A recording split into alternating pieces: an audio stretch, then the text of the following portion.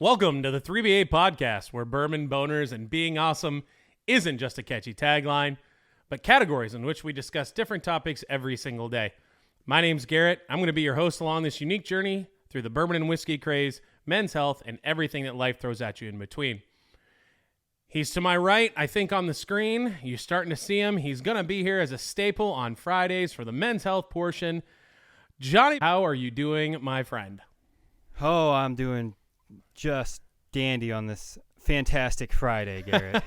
Fantastic Friday. That's what we're going to call it. Fantastic Friday. Yeah. Boners episode. Boners. It's a funny word. It's a boners episode. It's a men's health episode. It's a funny word. Well, I'm glad you're here, and I'm glad you're talking to me. I don't know if everybody else is glad you're talking to me, but I'm glad you are. Well, I'm happy to hear that, Garrett. I'm laughing and poking fun at him because I'm trying to make him smile, because everybody goes through struggles, right? Everybody, some things don't work the way they're supposed to. And we're getting Mr. Pappas here on his way to being set up on a regular basis. So I appreciate what you're doing. I appreciate your setup. I appreciate you, my friend. Thanks. It's great to be here again. You've said that a few times, but that's all right. Hey, look, I know. love it. Today's episode, for everybody out there wondering, you're always going, hey, what are you going to talk about today? Well, on today's episode, we're actually going to be talking about feelings, if you can believe that. Feelings, and it's okay to talk about your feelings. That's feelings. There you go. There he is. For feelings.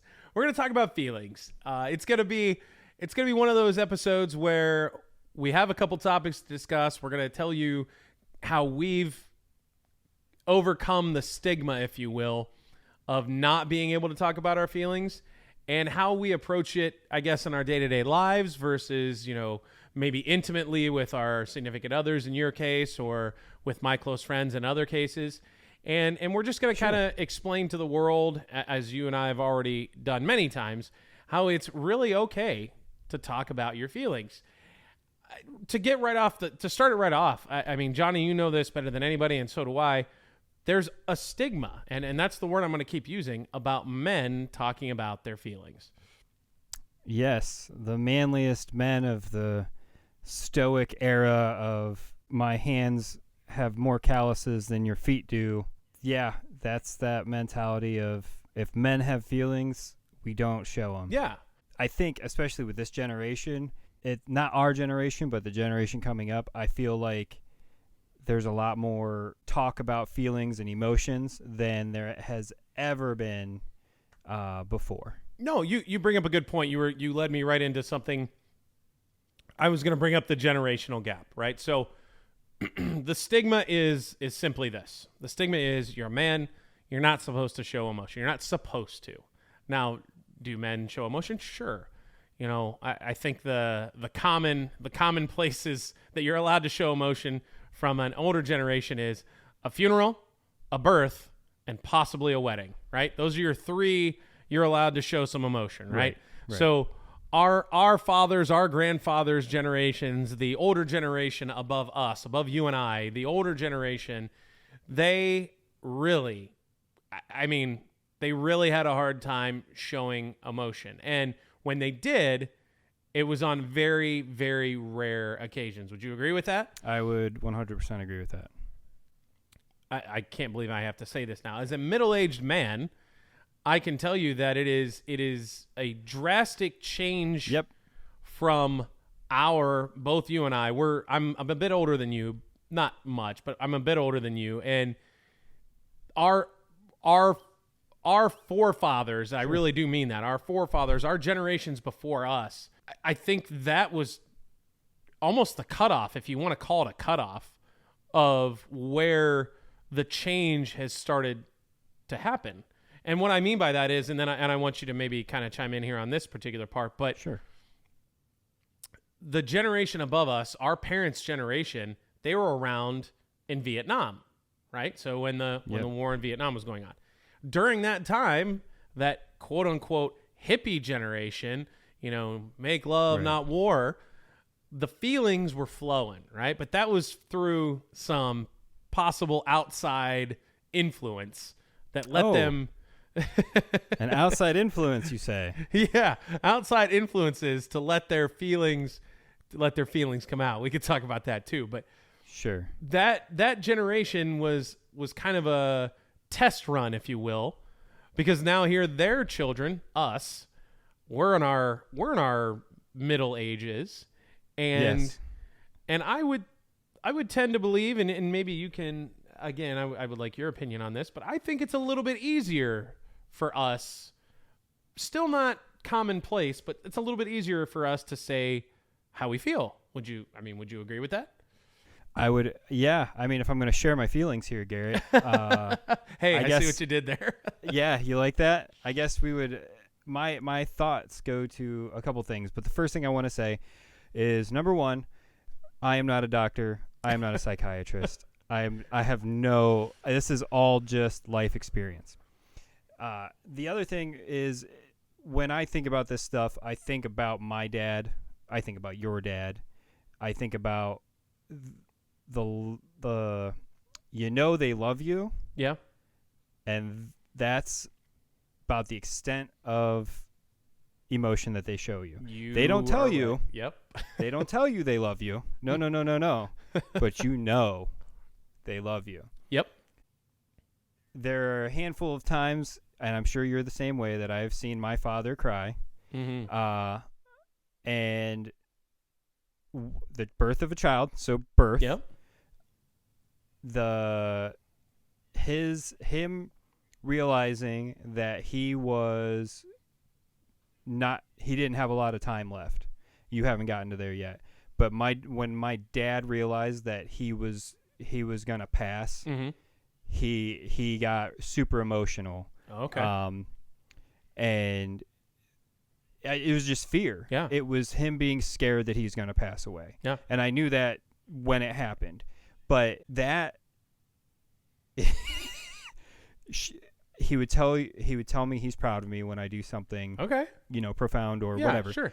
And that's it. Like, they're moments, though. It's not a lifetime built of that. It is.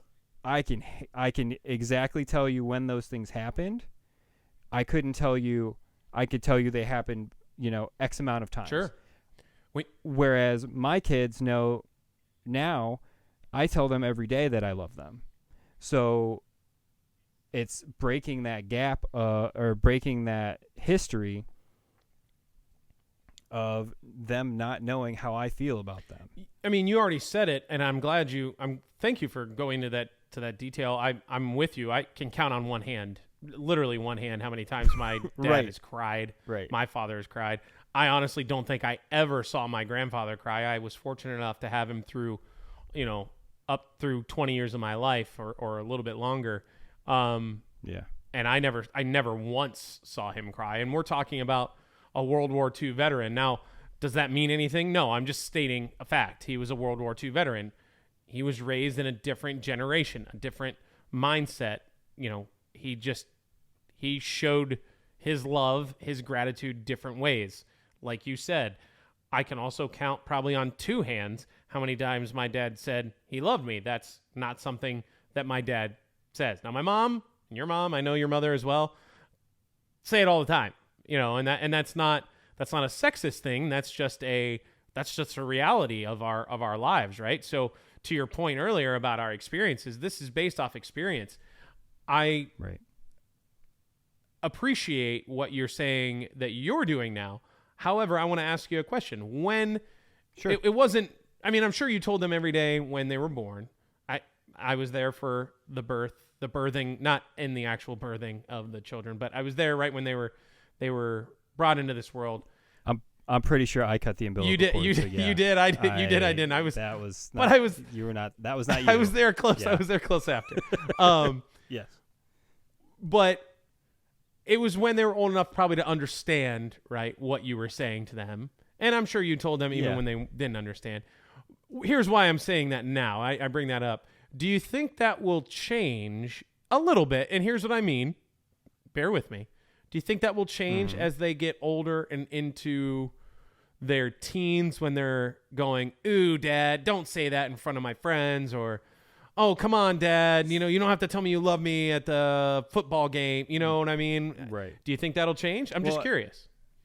And so the thing of that is we really only say it before we go to bed. Oh, okay. Or when we leave them somewhere. So yes, like a game or whatever, but it's more of we're not doing it in public. Sure. It's like you're getting out of the car. Okay, love you. See you after the game or whatever. Okay. To the teen aspect of it, Lexi used to tell us every night before she went to bed. We had a whole mantra. Love you, sleep good, see you tomorrow, and that stopped. So with her being 18, I can see where that's not really her thing anymore. Sure. And the other thing is even with my mom, like I know you said your mom tells you she loves you. Yeah. I initiate that. I have to say it. My mom doesn't say it. Like when we say goodbye, it's just goodbye. It's never love you, bye. It's okay, bye. And that all came from meeting my wife, and that's something that her family did, and so that was something that she did with me. So then she did it with me every day. So then I started to do it, and it was weird to do that with my dad, to do that with my mom. Okay. It still throws them off. They still don't know how to, Sure. They're like, oh, I guess that would make sense to do. Yeah. No, I get that. I bring up the phone call situation because sometimes you're not always where your parents are, right? And you if you're Right. going to call them or check in, I'm a bit a ways from my parents, so when I do call them, my mom says it a lot. However, shifting just a little bit, pivoting a little bit, that's family. Sure. That's, to your point, intimate. Yep.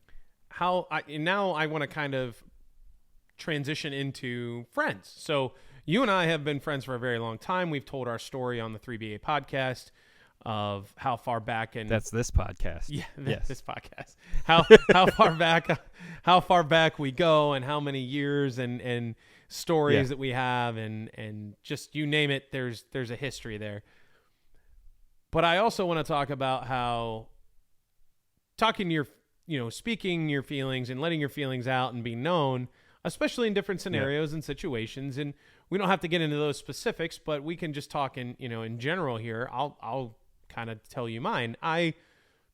There are a lot of times that I can very vividly remember, and I'll use your and I's friendship. There are a lot of times where in our friendship, I felt super comfortable talking to you and saying specific feelings or situations I was involved in. I'm talking all the way back to our teenage years where I felt a certain way. We could say it was about a girl, or we could say it was about a situation that we were in that I didn't feel comfortable, or that I was scared. I was scared to get on the roller coaster. I was scared to go stand up in front of people and talk at the time. There are some times where I let those feelings out and talk to you, and those are, we can call them basic, maybe early on years feelings, but that was still, I felt comfortable with you, which grew into our later years, which I've always felt comfortable talking to you about my feelings. Conversely, why I'm bringing this up and making that point, there are some friends, and no, there's none that I'm going to mention specifically, but there are just some friends where they get uncomfortable. I'm a grown ass man, and it is amazing to me how many times if I bring up a situation, or I thank them and I just say, hey, I really care about our friendship, or I care about, thank you for checking in on me when I was going through a rough time, how they get uncomfortable. They just get really uncomfortable and they don't know how to respond. And that's maybe what I'm also bringing up to you. And I'm just curious about your experience, because it's a dynamic, right? It's something that I've gained with you. I really do. Truly, I love that with you. I love that we have that relationship. I wish I had that with everybody. I don't, because I'm still in this weird generation that a lot of my friends, I would even say some of my really close friends, even your small circle that you trust to pick you up on the side of the road if you had a flat tire, I can't even talk to them sometimes. It's weird. I'm sure you have those friends too. I would like to hope that I'm one of them. Yes. Yeah. Yes. So going on in that same process, I would say that I would agree that you were probably one of the people that I'm more easily able to open up to about certain things. Not to go into too much, therapy. I am a person of regard, so I regard everyone else more than I regard myself. Okay. So what that kind of means is that I care more about other people than I care about how I'm doing. So I will sacrifice something that I want to do to make other people happy. That is a very true statement. And so what comes with that is if somebody praises me or tells me how much they care about me, I have a hard time with that because I think so lowly of myself. Okay. That it's hard for me to accept what they're saying. So I guess in a guy's sense, I'm not saying everybody's like that, but that could be part of what that awkwardness of I don't know how to take it. And a lot of the times when I get complimented or somebody tells me how much they care about me, I will tear up because I'm not A, used to that, or B, I don't know how to comprehend that. No, I mean that's all very understandable. I think there's a lot of people who are guarded, and there's a lot of people who have multiple walls put up that when you start to talk about that stuff, they don't like it. And it makes them either A, have to break down a wall, which makes them vulnerable, which they absolutely freaking hate. And that's why they surround themselves. I don't know if this is, ringing any bells for anybody with sarcasm. Yeah. He's going straight to the humor to try and deflect anything like that that's making them feel like that. That's crazy. And I know I do know people who are like that. And I get it. And I understand that that's me pushing it onto you, and whether you're ready for it or not, you can't control what I do, and I get that. You can control what you do. I think a lot of this stuff too, this is probably for another time. I know we say that all the time on this podcast, but is learning to think about why you're feeling what you're feeling. Yeah, taking it a step further back. Why? So, I would agree. This conversation's about talking about your feelings. I think another podcast, why are you feeling that way? Absolutely. And when I think you understand that, to kind of digress a little bit, when you find out those reasons, I think it kind of explains where you are and maybe helps you move forward, especially if you know where you were and why you are that way or why you feel that way. But back to kind of our conversation, and you brought up a few points that I really, you're right on the money. You specifically, I'm talking about Johnny, that you do hold yourself back, meaning at a lower level, but you put everybody else ahead of you. I've said that to you multiple times. We've had that conversation. This is not some secret that you're letting out on this episode. This is not news. No, it is not. This isn't breaking news. But I have noticed recently that you are starting to do more for yourself, or more focused with yourself, and be more attuned to yourself and your feelings. I have noticed that. And that's from even afar. I mean, we don't see each other every single day. I mean, we're lucky to see each other every couple months. So I've noticed. I'm not even looking at you now. I'm looking at a camera I'm imagining lens, that I'm looking at you right now. So there you go. Right. Also, you brought up a point of when we do talk, when you and I do talk, the walls, right? So the walls come down. Some people use humor. Some people use sarcasm. I have found, and this is a tip for everyone, really, everyone out there, if you find yourself in a situation where it might seem awkward for the other person, that you may or may not want to have a very open, feely conversation, I'm putting up quote fingers, conversation with, it's good to listen. That's so simplistic in nature, but hear me out. But it's sometimes it's so hard It to is. do too. Silence isn't always bad. It is on this podcast, but not necessarily in conversation. I see what you not did there. necessarily in conversation. Yeah. If someone you do care about, same sex, non-same sex, anyone, doesn't matter, anyone you care about, and you are having a conversation with them, and they are sometimes struggling or find it a little difficult to open up, sometimes sitting there and just being there is super important. Just being present. Don't pull out your cell phone. Don't take that phone call. Don't stand up and go get a soda. Don't, just be in the moment. And I have found in my experience, back to your original point of saying what we have experienced in our lives, I have found that the relationships in my life that I do sometimes find the walls up and the sarcasm and the jokes, and they don't know how to handle compliments, I found that listening after the initial sarcasm or joke is out of the way, they tend to open up. Not always. This isn't a foolproof method, but it does seem to help, especially when you're listening. So my wife likes to use that tactic too for other reasons. She likes to use that tactic to get me.